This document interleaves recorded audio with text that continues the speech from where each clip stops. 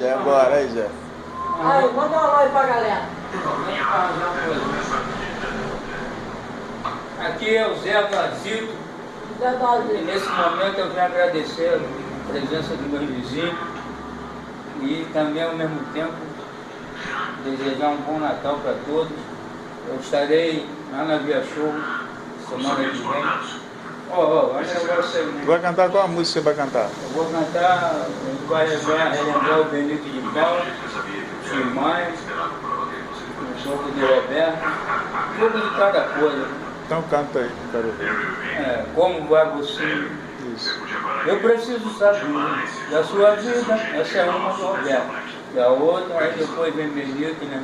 Não sei por que você se foi.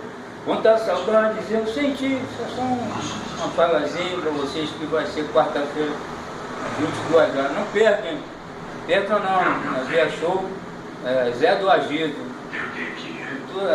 Futura revelação da MPB. Só vai os seus fregueses que você conserta ar-condicionado, geladeira e fogão, né? Eles vão tudo de porrete. Ah, não quero, eu vou viver No show, de seu show. A gente Seu show tem vão os tudo. clientes, a gente tem os clientes. Então, Canta uma música internacional. seus clientes vão tudo de porrete, né? Lá no show. Tem também, tem a esfera internacional no meu repertório. Vai de Johnny Nash até Elvis Presley, Frank Sinatra, Frank Sinatra, Beatles, Frank Sinatra. Frank Sinatra, uma radeira, chupi-chupi, uma guerra. É isso aí, essas coisas Vai, desse canta tipo. mais, manda aí, Brito. Rap, I need somebody, Notre Dame, rap.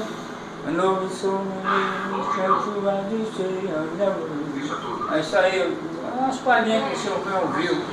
Não pega, é baratinha, R$300 em grama. Falou.